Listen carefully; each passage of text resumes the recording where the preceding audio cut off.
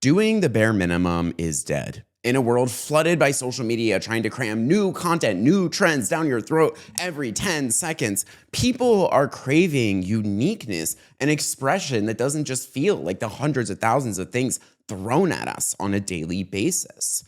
This is why you see things like gallery walls or book collections going viral, because these differences in composition make them feel human-made. It's not always perfectly symmetrical and flawless.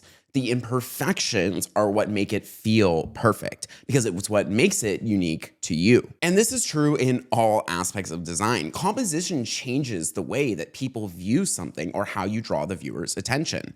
Even a shift in frame like this completely changes where you're looking at the screen or what I want to show you.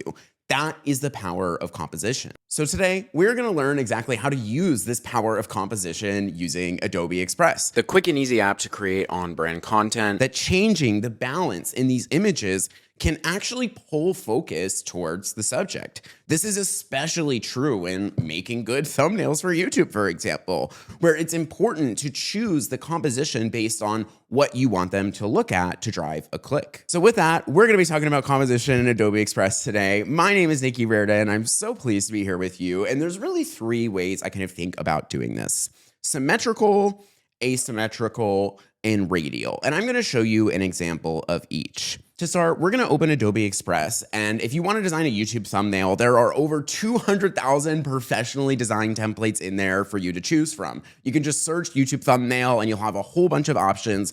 But for the sake of a tutorial today, I'm going to show you how I design one from scratch. Starting with asymmetry. This is when the subject is more important than you in the image. For example, I do videos reviewing a movie and music, right? And when I want somebody to see that video, what is really important is the movie, right? I want people to click that video who have watched that movie, because they are the ones who are gonna like it. They are the ones who are gonna appreciate it. It's not really as much about me. My thoughts are, of course, what's carrying the video, but in order to get somebody to click, the primary focus is this asset or movie, whatever that is not myself. And that is really what I think using asymmetry is a powerful tool, because you don't want to pull all the focus towards you. You actually want to pull focus towards another object. So design one from scratch. You open a new asset in Adobe and make sure you're clicking the dimensions 1920 by 1080, a landscape traditional photo. We're gonna start by choosing a background. There's over 1 million royalty-free images and videos. I just wanted this sort of dark green textured background, something that kind of contrasts the clothes that I'm wearing and adds a little texture to the screen. Next, you're gonna wanna add a picture of you. This is a screenshot I pulled from the video itself. Then you can go and click the background remover button, and in one easy click, it will just pull you right from the screen.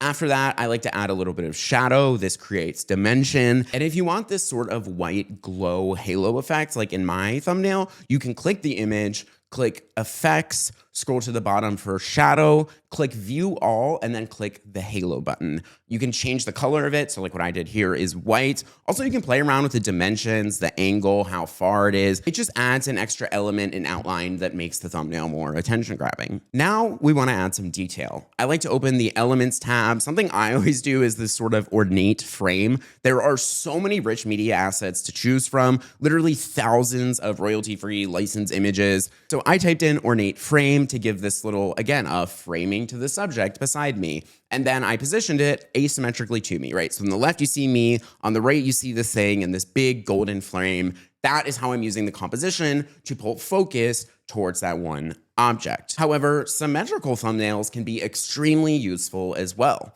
This is great when you want to convey a distinction between two objects, A versus B, with you in the middle as this dividing line, or sometimes a passage of time. You can see in this image talking about how I talked on this idea of modernism and how the design of things have changed over time. Fonts also play a huge factor. They can convey an emotion, a feeling, and create an image, almost a personality of how that thing would be said. So when I'm talking about the vintage car and using a vintage font, or talking about new modernistic design that's very gray and minimal, it's a very minimal black and white font. And last, we have radial symmetry, which is the most confusing. And the best example I've seen of this is kind of think of a starfish.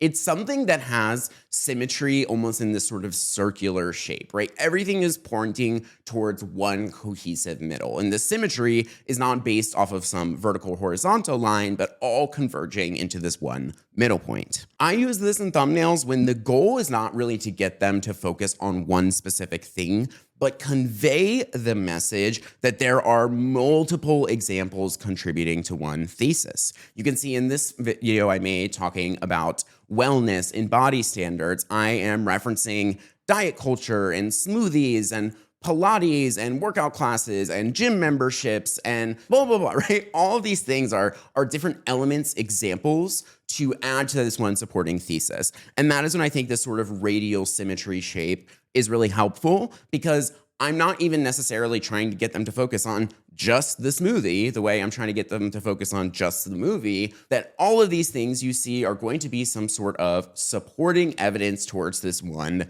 thesis in the middle of it, right? Everything is almost like an arm of the center. So play around with the composition, add shadows to the objects you want to pop and make look three-dimensional. I also think it's fun to play around with some images in the foreground and the background. Are they coming over you? Are they overlapping? Are you grouping certain things together? Or again, having one on the left side and right side. And once you do all of that, you can see how all of this almost like array kind of feels like a collage that is all circular and balanced around one center point, creates this image of controlled chaos, and why that would be something enticing to click on. And getting people's attention is harder than ever these days. So designing a thumbnail is really important. And the next time you have to do it, try Adobe Express for free at the link in the description of this video. You can get access to thousands of these design assets, all of the templates for thumbnails, and use all of the things that I made in this video.